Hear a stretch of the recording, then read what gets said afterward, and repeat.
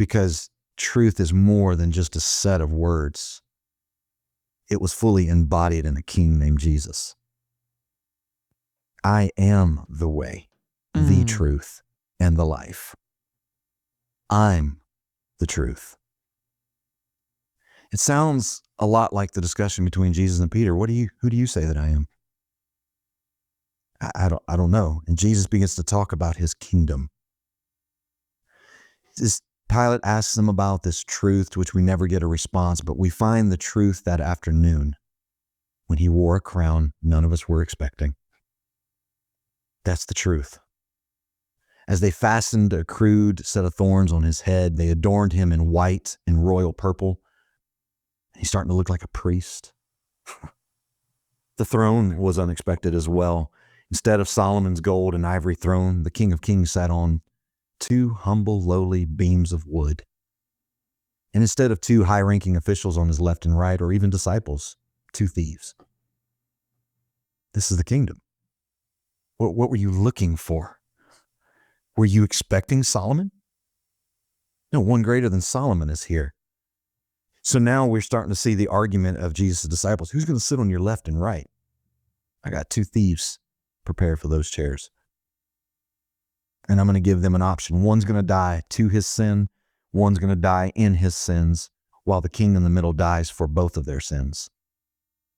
But the ultimate truth that Pilate was seeking is finally identified in John 19, verse 19 through 22. You ready for it? Here's the ultimate truth that we as disciples, we must see it. And I really pray someone listening, no matter your faith background, no matter how long you've been living for God, or even if you're an atheist, here's what Christians have a deep conviction of. Pilate also wrote an inscription and put it on the cross. Here's what it said: Jesus of Nazareth, the King of the Jews. Many of the Jews read this inscription, for the place where Jesus was crucified was near the city, and it was written in Aramaic, in Latin, and in Greek. May the Hebrew community know. May the Latin community, may the Gentile communities know. So the chief priests of the Jews said to Pilate, "Do not write the King of the Jews, but rather this man said, I am the King of the Jews." Don't put on there that he made that claim. We didn't. Pilate's answer: what I have written, I have written. It is written. Jesus is King. He showed us his true righteousness by doing for us what we could never possibly do for ourselves. Remember, the sign of a righteous man is doing for vulnerable people what they can't do for themselves, which Paul articulates perfectly in Colossians 2, verse 13 and 14. This is Paul's conviction of the righteousness of Christ. Jesus is the ultimate righteous man. According to him, it's Colossians 2, verse 13 and 14. It says it this way: and you, that's me and you, who were dead in your trespasses and the uncircumcision of your flesh, God made alive together with him, having forgiven us all our trespasses, by canceling the record of debt that stood against us with its legal demands. This he set aside, nailing it to the cross. And here it is: he disarmed the rulers and authorities and put them to open shame by triumphing over them in him.